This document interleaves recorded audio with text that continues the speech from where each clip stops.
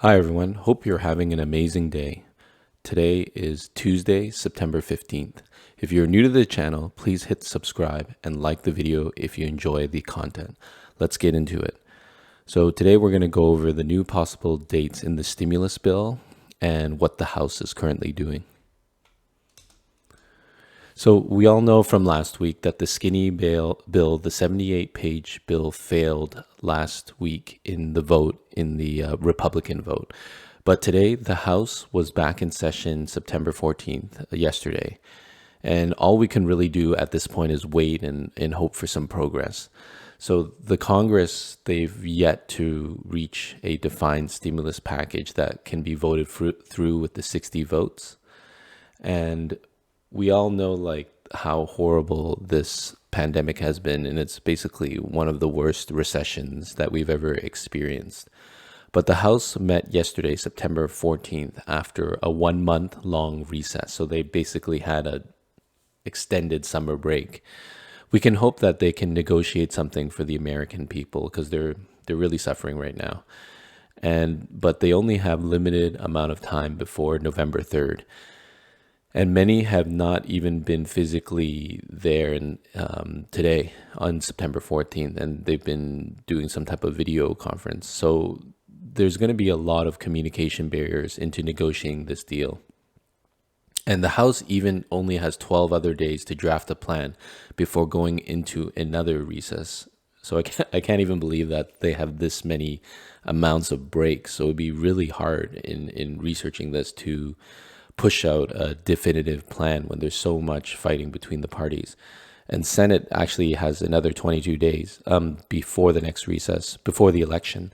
So there's going to be a lot of time to think about things, but they're also on a lot of defined dates before the next scheduled recess. So given that the vote has failed, we have to kind of be more creative and look for other subsidies that the government may have to help us and to help people in need. And I think the USDA, the U.S. Department of Agriculture and Food and Nutrition Service, has a good subsidy program called the Free Meals for Kids information.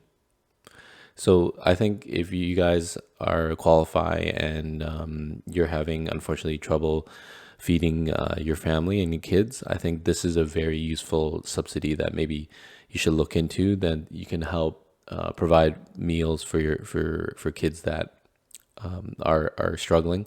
And there's a very challenging statistic that 1 in 10 American families are currently suffering during the COVID-19 pandemic, and they're not able to provide meals for the children.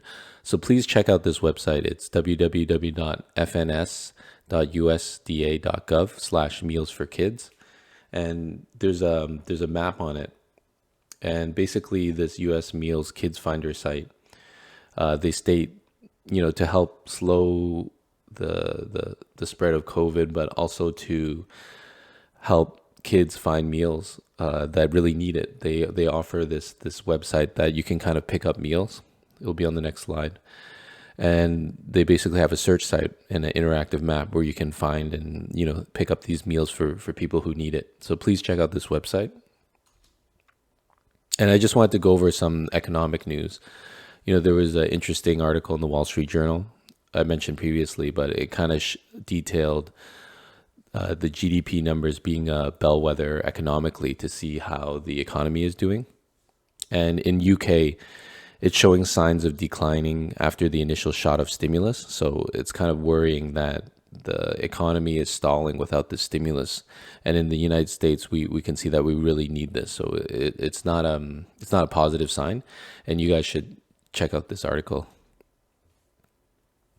On this slide is just another graph showing how much we had spent nationally during this crisis versus financial crisis. You can see this gap from 2020 to 2019 is huge.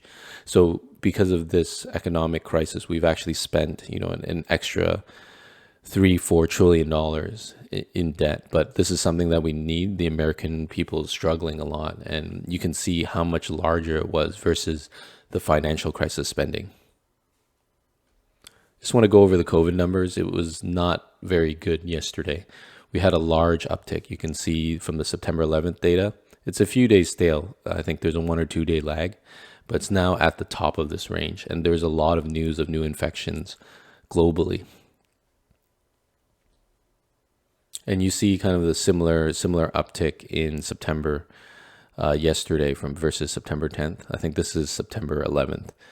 And for Google didn't really update the numbers today, but it was definitely, you have basically 100,000 new cases. So the numbers are not too good. And with September starting with kids going back to school, it's definitely an issue. So let me know how you feel about the kids going back to school. I know my kids went back to school last week, so it's definitely been on our minds. I hope everyone stays safe. Yeah, talk to you later.